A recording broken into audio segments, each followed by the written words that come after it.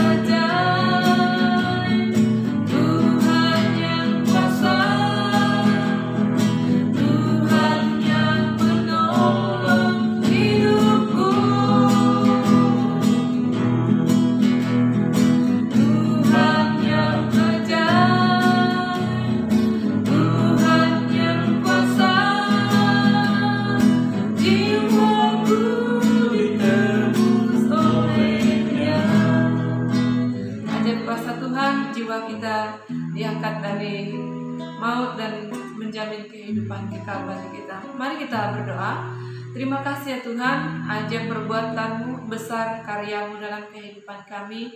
Engkau mati-magi kami ya Tuhan, memberikan kehidupan kekal. Pada malam hari ini kami dari Perkawan, Perkarya dan Persimas siap beribadah bersama. Kiranya Tuhan menyertai kami dalam penyembahan sehingga boleh selesai dengan baik.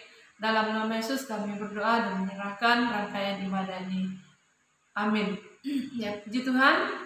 Perkawan Persimas yang saya kasih dalam Yesus Kristus, kita menyanyi dalam nyanyian kemenangan iman nomor 273, berdekat padamu.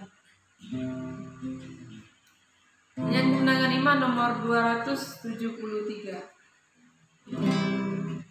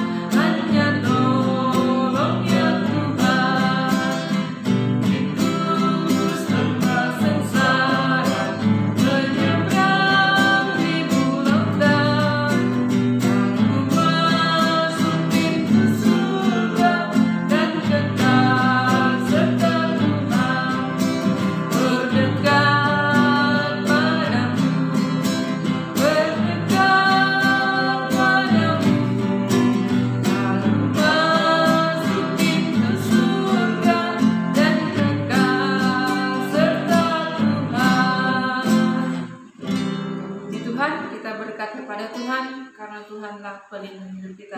Kita akan mempersiapkan diri kita untuk mendengarkan firman Tuhan. Namun sebelumnya kita menyanyi sebuah pujian mengatakan, firman-Mu pelita bagi kakiku.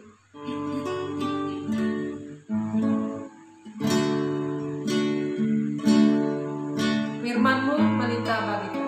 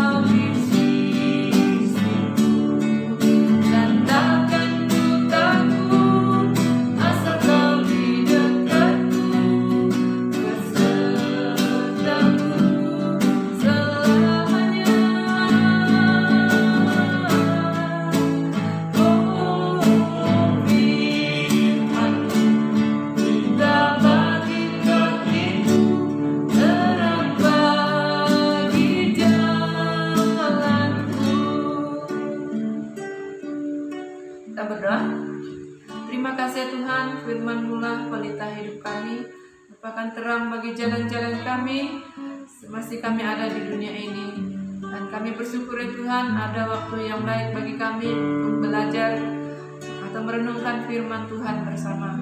Kiranya Tuhan menolong kami sehingga kami boleh memahaminya dengan pertolongan kuasa Roh Kudus. Berkati hamba-Mu yang akan menyampaikannya. Di dalam nama Yesus kami berdoa dan bersyukur. Haleluya. Amin.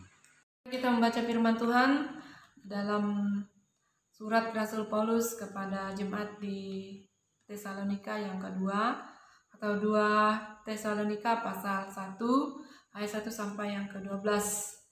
2 Tesalonika pasal 1 ayat 1 sampai yang ke-12. Saya akan membacakannya untuk kita. Dari Paulus, Silwanus dan Timotius kepada jemaat orang-orang Tesalonika di dalam Allah Bapa kita dan di dalam Tuhan Yesus Kristus. Kasih karunia dan damai sejahtera dari Allah Bapa kita dan dari Tuhan Yesus Kristus menyertai kamu. Kami wajib selalu mengucap syukur kepada Allah karena kamu, saudara-saudara, dan memang patutlah demikian, karena imanmu makin bertambah dan kasihmu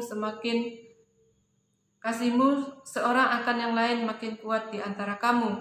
Sehingga dalam jemaat-jemaat Allah kami sendiri bermegah tentang kamu, karena ketabahanmu dan imanmu dalam segala penganiayaan dan penindasan yang kamu derita. Suatu bukti tentang adilnya penghakiman Allah yang menyatakan bahwa kamu layak menjadi warga kerajaan Allah, kamu yang sekarang menderita karena kerajaan itu. Sebab memang adil bagi Allah untuk membalas penindasan kepada mereka yang menindas kamu, dan untuk memberikan kelegaan kepada kamu yang ditindas, dan juga kepada kami pada waktu Tuhan Yesus dari dalam surga menyatakan dirinya bersama-sama dengan malaikat-malaikatnya dan dalam kuasanya di dalam api yang menyala-nyala, dan mengadakan pembalasan terhadap mereka yang tidak mau mengenal Allah dan tidak mentaati Injil Yesus Tuhan kita. Mereka ini akan menjalani hukuman kebinasaan selama-lamanya dijauhkan dari hadirat Tuhan dan dari kemuliaan kekuatannya. Apabila ia datang pada hari itu untuk dimuliakan di antara orang-orang kudusnya dan untuk dikagumi oleh semua orang yang percaya. Sebab kesaksian yang kami bawa kepadamu telah kamu percayai. Karena itu kami senantiasa berdoa juga untuk kamu, supaya Allah kita menganggap kamu layak bagi panggilannya dan dengan kekuatannya menyempurnakan kehendakmu untuk berbuat baik dan menyempurnakan segala pekerjaan imanmu. Sehingga nama Yesus Tuhan kita dimuliakan di dalam kamu dan kamu di dalam Dia menurut kasih karunia Allah kita dan Tuhan Yesus Kristus. Puji Tuhan, saudara yang sekasih dalam Yesus Kristus, kita bersyukur untuk waktu ini. Tema kita pada malam hari ini adalah tetap teguh dalam penderitaan dan aniaya. Tetap teguh dalam penderitaan dan aniaya.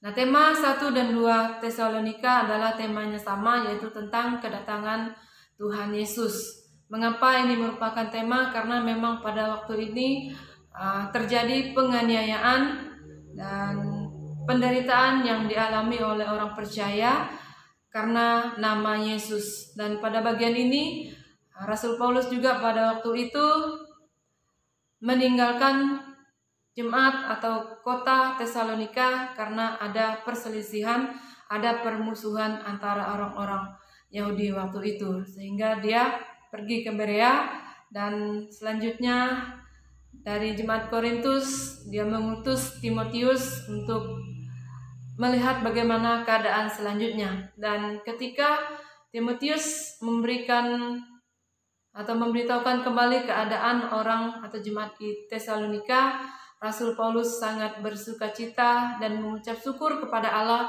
karena kebaikan Tuhan dalam kehidupan mereka, walaupun mereka sedang mengalami penderitaan yang luar biasa. Dan seperti seorang ayah mendengar kabar tentang anaknya atau rindu sekali kepada anaknya ketika dia harus berjauhan atau meninggalkan ayahnya, demikianlah rasa Paulus sangat rindu kepada orang Tesalonika, dan ketika mendengar itu dia dengan sukacitanya mengucap syukur kepada Allah. Nah, pada bagian ini kita mau melihat bagaimana beberapa nasihat, ada juga beberapa dorongan dan pengajaran Rasul Paulus kepada orang-orang percaya di Tesalonika pada bagian ini. Yang pertama adalah nasihatnya supaya berdiri atau tetap teguh, berdiri teguh dalam iman di dalam ayat 1 sampai ayat yang 4. Saudara yang sekasih dalam Yesus Kristus, Paulus bersyukur kepada Allah karena anak-anak rohaninya tetap setia kepada Tuhan sekalipun di tengah penderitaan atau penganiayaan. Ia nyatakan dengan ucapan syukur karena iman serta kasih mereka bertambah satu sama yang lain. Demikian juga dengan kedua temannya, Paulus dan Timotius memberi salam bagi mereka yang di dalam tengah menderita karena Kristus. Nah, saudara yang saya kasih dalam Yesus Kristus, Paulus melihat bahwa iman mereka bertambah dan kasih semakin kuat, sehingga dia memberikan dorongan kepada mereka supaya iman mereka tetap teguh. Iman bertambah dan kasih semakin kuat membuktikan bahwa mereka tetap teguh di dalam iman walaupun dalam situasi kondisi yang tidak memungkinkan bagi mereka. Justru dalam situasi ini ternyata mereka semakin kuat dan teguh, bahkan saling mengasihi satu sama yang lain. Semakin erat persekutuan mereka, tali persaudaraan mereka antara sesama orang percaya. Nah, jemaat Tuhan yang saya kasih dalam Yesus Kristus, inilah yang menjadi dorongan Paulus kepada mereka supaya di tengah penderitaan, penganiayaan, supaya tetap teguh, iman boleh bertumbuh. Nah, bagi kita sebagai orang percaya yang sekarang merupakan satu anugerah yang luar biasa bagi kita tidak mengalami penderitaan, penganiayaan seperti jemaat mula-mula. Namun tantangan iman kita masih banyak hal-hal yang mau menjatuhkan iman kita, baik dari penderitaan, sakit penyakit yang kita alami, juga mungkin situasi-situasi yang kita hadapi, juga mungkin pergumulan kita masing-masing, mungkin dari keluarga, anak-anak kita mungkin dan sebagainya, yang sekiranya mau menjatuhkan iman kita. Pada bagian ini Rasul Paulus mengingatkan kembali bahwa mari kita tetap mengucap syukur dalam situasi ini, memberikan satu membuat kita semakin kuat, iman kita bertumbuh di dalam Tuhan, walaupun harus banyak mengalami tantangan. Di dalam 1 Korintus pasal 15 ayat 58, Rasul Paulus juga menulis kepada orang di Korintus, katakan, karena itu saudara-saudaraku yang kekasih, berdirilah teguh, jangan goyah, dan giatlah selalu dalam pekerjaan Tuhan, sebab kamu tahu bahwa dalam persekutuan dengan Tuhan, jerih payahmu tidak sia-sia. Demikian juga di dalam 2 Tesalonika pasal 2 ayat 15, sebab itu berdirilah teguh dan berpeganglah pada ajaran-ajaran yang kamu terima dari kami, baik secara lisan maupun secara tulisan. Rasul Paulus mengingatkan kembali bahwa tetap teguh dalam persekutuan kita, dalam pekerjaan-pekerjaan pelayanan kita, jangan goyah dan selalu semangat tetap melayani Tuhan atau mengandalkan Tuhan dalam kehidupan kita. Karena kita tahu bahwa segala sesuatu yang kita alami atau yang kita pegang sekarang ini tidak akan sia-sia. Ada jaminan Tuhan bagi kita. Dan oleh sebab itu mari kita tetap berpegang teguh pada pengajaran atau iman kita, yaitu kepada Tuhan Yesus Kristus yang kita terima, yang kita pelajari setiap hari di dalam kehidupan kita. Yang kedua adalah dorongan Rasul Paulus kepada jemaat di Tesalonika sebagai pengajaran dan dorongan nasihatnya, bahwa kalau kita lihat di dalam ayat 5 sampai ayat 10 memberikan penjelasan bahwa ketika mereka sedang menghadapi masalah penganiayaan ini, orang-orang yang menganiaya mereka itu akan mendapat risiko atau apa yang harus mereka hadapi akan mereka hadapi, yaitu imbalannya atau akibatnya dari kehidupan mereka karena mereka mau menjatuhkan orang-orang yang percaya, atau risiko bagi penganiaya bahwa mereka akan diperhadapkan kepada Allah dan Tuhan akan mengadili mereka. Di dalam ayat 5, 6 mereka akan dihukum oleh Allah. Oleh sebab itu Rasul Paulus memberi dorongan bagi mereka bahwa ketika mereka menghadapi tantangan atau penganiayaan, mari mereka tetap kuat, karena akibatnya bagi orang-orang yang merorong mereka atau menganiaya mereka, Tuhan tidak akan diam, tetapi Tuhan akan menghukum mereka, akan mengadili mereka, dan mereka akan dibuang di dalam kerajaan yang tidak akan habis-habis atau kerajaan maut. Nah, mereka yang menindas, yang tidak mau mengenal Allah, saudara yang saya kasih dalam Yesus Kristus, yang tidak taat kepada Injil, siapapun mereka, semua akan mendapat akhir yang menyedihkan saat Yesus datang yang kedua kalinya. Nasib kekal orang akan ditentukan sikap mereka terhadap Injil. Maksudnya bahwa ketika mereka tidak mau menerima Injil, Tuhan akan mengadili mereka, dan yang jelas mereka tidak akan bersama dengan orang-orang percaya ketika mereka mengeraskan hati mereka sampai kehidupan mereka berakhir. Nah, pada masa jemaat Tuhan yang saya kasih dalam Yesus Kristus, pada masa penantian, pada masa sekarang ini, kita sebagai orang percaya harus terus bertahan dan mengantisipasi kesulitan-kesulitan yang disebabkan iman kepada Yesus Kristus.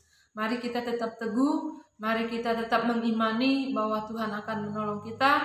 Dan kepada siapa yang tidak mau percaya kepada Injil, yang mengeraskan hatinya, bertahan untuk tidak percaya, Tuhan menyediakan hukuman bagi mereka. Nah, saudara yang saya kasih dalam Yesus Kristus, di dalam 2 Petrus pasal 2 ayat 3 mengatakan, dan karena serakannya guru-guru palsu itu akan berusaha mencari untung dari kamu dengan cerita-cerita isapan jempol mereka. Tetapi untuk perbuatan mereka itu hukuman telah lama tersedia dan kebinasaan tidak akan tertunda. Ini adalah janji Tuhan kepada orang-orang yang mau merorong kita, mau menjatuhkan kita. Tuhan menyediakan hukuman bagi mereka yang tidak tertunda, yaitu kebinasaan kekal. Saudara yang saya kasih dalam Yesus Kristus, mari kita tetap kuat dan mengandalkan Tuhan. Jangan mudah goyah, jangan mudah goyang atau lemah ketika seseorang mau menjatuhkan kita, menjauhkan kita dari iman kita. Yang ketiga adalah bagaimana nasihat, demikian juga dorongan dan pengajaran Rasul Paulus kepada jemaat di Tesalonika, yaitu bagaimana Rasul Paulus bersikap. Dia mengajak mereka untuk tetap tekun di dalam doa. Sikap Rasul Paulus di dalam ayat 11 dan ayat 12, bagaimana dia memberikan satu pemahaman bahwa kita sebagai orang percaya atau orang-orang Tesalonika itu supaya tetap kuat, dan dia mendoakan mereka. Dia tekun mendoakan jemaat-jemaat pada waktu itu. Dia mendorong mereka untuk tetap setia memenuhi panggilan Allah, bahkan mengarahkan kepada kemuliaan Allah. Ini merupakan tanggung jawab Rasul Paulus supaya mereka tetap kuat dan selalu berdoa kepada Tuhan. Nah, kalau kita melihat bagaimana setiap surat-surat yang ditulis oleh Rasul Paulus, ada banyak yang selain ucapan syukurnya, dia juga memberikan dorongan supaya orang-orang percaya pada waktu itu tetap tekun dalam doa, dan dia terus mendoakan mereka, baik mereka yang melayani, yang sedang dilayani, bahkan berdoa untuk dirinya sendiri. Nah, saudara, ini menjadi dorongan atau berkat bagi kita juga semasa kita masih ada di dalam dunia ini, atau kesempatan yang diberikan Tuhan bagi kita untuk tetap saling mendoakan, saling mendukung satu sama yang lain, supaya kita tetap kuat, supaya kita tetap teguh, memiliki iman yang kuat di dalam Tuhan, dan terus melayani Tuhan dengan kekuatan atau kemampuan kita masing-masing. Jangan pernah kita meninggalkan doa, karena doa adalah nafas kehidupan kita. Jangan pernah kita mengabaikan, melalaikan doa, karena kekuatan kita adalah lewat doa-doa kita kepada Tuhan. Apapun yang kita sedang rencanakan, apapun kita alami, mari kita terus berdoa dengan tidak jemu-jemu. Anak-anak kita yang sekolah, kita doakan mereka. Kita sedang merencanakan sesuatu, kita doakan. Kita percaya bahwa Tuhan akan memberikan kekuatan, memberikan perlindungan bagi kita lewat doa-doa yang kita panjatkan, penyerahan iman kita kepada Tuhan. Jemaat Tuhan yang sekasih dalam Yesus Kristus, sebagai kesimpulannya, Rasul Paulus memberikan dorongan kepada orang-orang di Tesalonika supaya mereka tetap teguh, bertahan, tetap kuat di dalam iman, bahkan memberikan pengajaran bahwa orang-orang yang tidak mau mengenal Tuhan secara pribadi, orang-orang yang selalu berbuat atau tidak berpegang kepada ajaran Tuhan akan mendapat hukuman kekal. Nah, mari kita terus saling mendukung dalam doa satu sama yang lain sebagai kekuatan iman kita untuk tetap berharap kepada Tuhan. Puji Tuhan atas firman Tuhan yang sudah kita dengar bersama. Mari kita berdoa. Terima kasih, kami bersyukur untuk renungan firman Tuhan, mengingatkan kami kembali untuk tetap teguh, tetap kuat di dalam iman, saling mendoakan satu sama yang lain. Terpujilah nama-Mu ya Tuhan, kiranya Roh Kudus menolong kami, sehingga kami boleh memahami firman Tuhan ini dalam hati kami. Di dalam nama Yesus kami berdoa dan ucap syukur, haleluya, amin.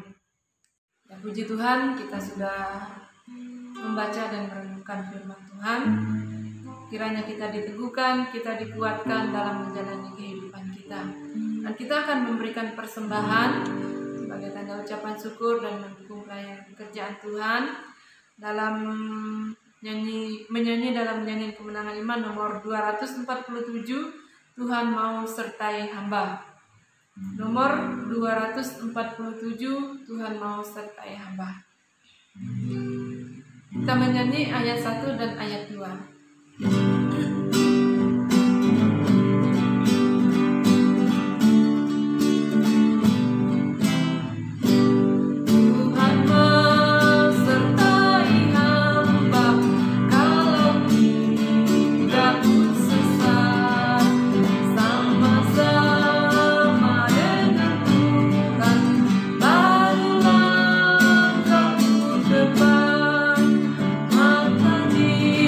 Jiwaku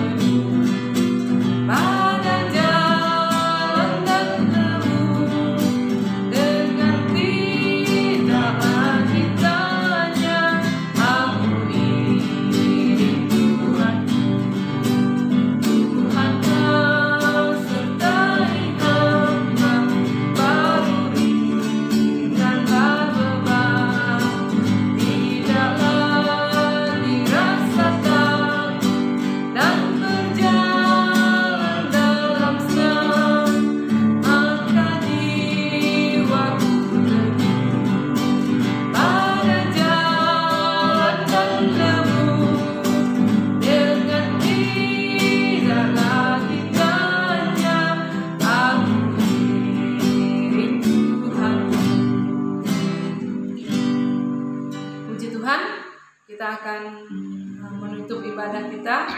Kita juga bersyukur karena Tuhan menolong kita dan berdoa juga untuk persembahan yang kita kumpulkan. Saya minta kesediaan Bapak Prianto bahwa kita dengan Tuhan. Baik, mari kita berdoa. Ya Tuhan yang kami sembah dalam Yesus Kristus, malam ini ya Tuhan kami bersyukur kepadamu karena kami dapat beribadah melalui online Tuhan. Engkau memberkati setiap pribadi yang telah mengikuti ibadah ini, anggota perkaryan Mas dalam kehidupan mereka. Engkau tolong dan menyertai Tuhan dalam pekerjaan, dalam kehidupan rumah tangga, dan Engkau memberkati ya Tuhan. Beri hikmat dan kekuatan kesehatan selalu bagi kami ya Tuhan dalam menjalani kehidupan ini Tuhan. Yang merasa lelah, capek, dan juga yang sakit, yang berduka, Engkau beri penghiburan, beri kekuatan kesehatan selalu ya Tuhan dalam kehidupan mereka. Sudah lanjut usia ya Tuhan, beri kesabaran dan sukacita juga dalam kehidupan mereka ya Tuhan. Kiranya Engkau menolong setiap pribadi-pribadi ya Tuhan dalam pekerjaan Mas ini. Program ke depan ya Tuhan, kami serahkan semua di tangan-Mu. Program masing-masing dalam persekutuan, berkarya, berkawan, dan bersimas. Kiranya Engkau menolong dan setiap pengurus juga ya Tuhan, Engkau memberkati mereka. Bapa yang kami sembah dalam Yesus Kristus, kami bersyukur juga dalam ibadah ini kami dapat memberikan persembahan, biarlah semuanya untuk kemuliaan dan keagungan nama Tuhan. Engkau memberkati ya Tuhan setiap tangan memberi, berkati mereka dalam kehidupan, semakin kuat teguh dalam iman, dan berkat Tuhan berlimpah dalam kehidupan kita secara materi. Terima kasih Tuhan Yesus atas anugerah-Mu. Engkau dengar seruan kami, dan kami bersyukur atas penyertaan dalam ibadah ini. Kami tutup di dalam nama Tuhan Yesus. Haleluya. Amin. Amin. Demikianlah ibadah kita pada malam hari ini. Kami mengucapkan selamat malam dan salam. Shalom.